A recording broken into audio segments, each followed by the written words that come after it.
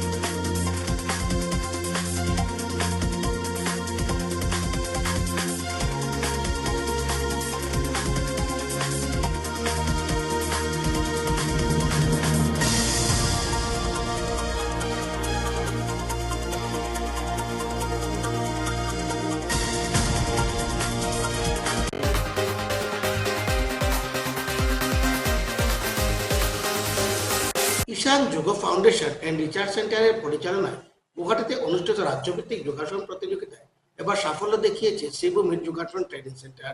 সেন্টারের 25 জন ছাত্রছাত্রী এতে অংশগ্রহণ করেন এবং সবাই পারদর্শিতা দেখিয়েছে।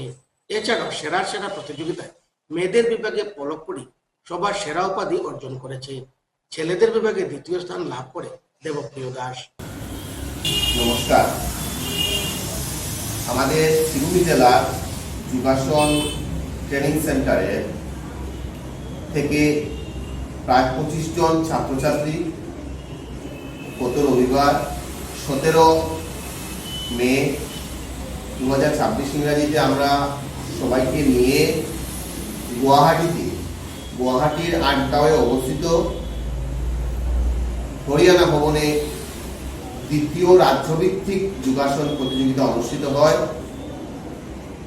সেই প্রতিযোগিতায় আমাদের যোগাসন ট্রেনিং সেন্টারের ছাত্রছাত্রীরা অভূতপূর্ব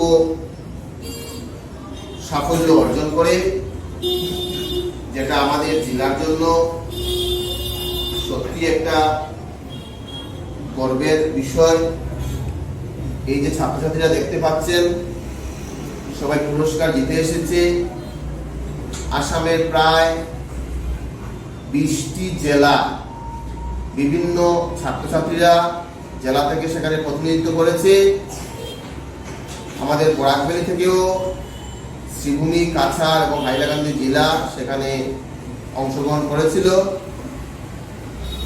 আমাদের যোগাসন ট্রেনিং সেন্টার থেকে 25 জন ছাত্রছাত্রী সেখানে অংশগ্রহণ করে, তার মধ্যে প্রথম পুরস্কার পেয়েছে 12 জন, দ্বিতীয় পুরস্কার পেয়েছে 11 জন।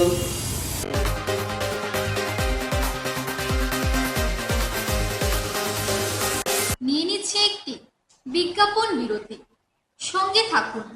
নমস্কার।